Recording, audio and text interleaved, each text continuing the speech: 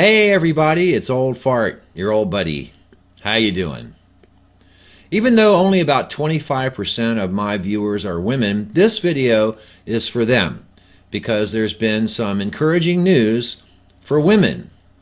Even though Virginia recently passed a personhood bill that was so bad it wouldn't even pass in Mississippi, when Virginia women put the pressure on the lawmakers and the governor, they backed down and killed the bill.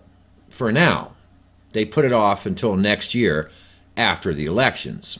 And they also changed a bill that would have allowed the government to forcibly rape women seeking abortions with medically unnecessary transvaginal sonograms to forcing them to have a medically unnecessary regular sonogram.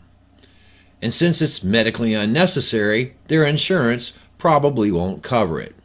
I've been around a long time, and except for Islamic countries, I've never seen anybody go after women the way Republicans and evangelicals have lately, using the government to try to make it legal for them to force shame, guilt, and expense on a woman at one of the most emotional times in her life, trying to make all forms of birth control illegal, trying to cut off funding to organizations that provide health care to hundreds of thousands of women who would otherwise go without it. Unbelievable. The Republicans' reversal in Virginia is a small victory for women on a state level, but a victory nonetheless.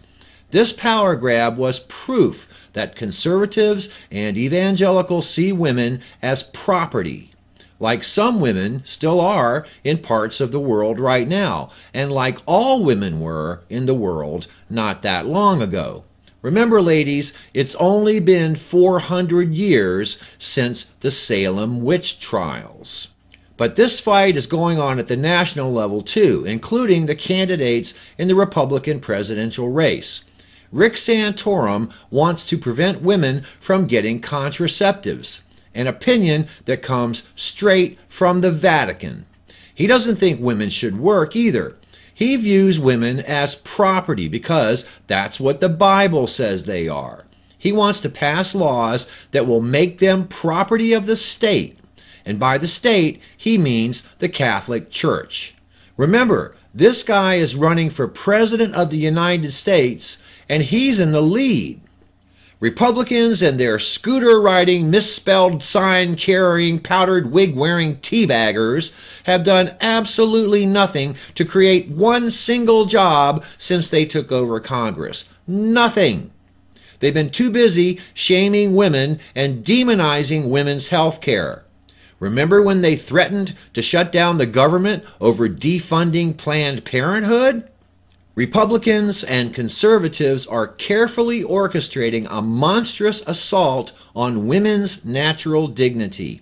The Republicans are pandering specifically to evangelicals because they already believe all that crap in the Bible about women being second-class citizens. In case you've never read it, God clearly made woman to be man's property.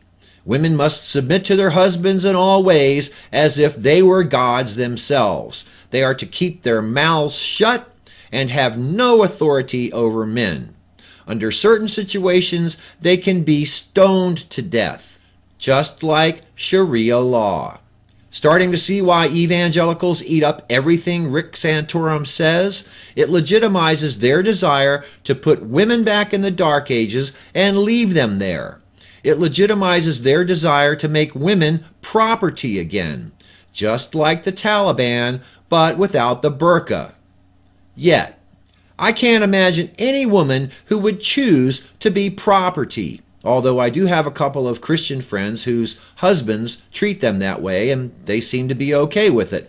But how many women would say, I'd rather have all decisions about my sex life and my uterus be made by the Republican Party?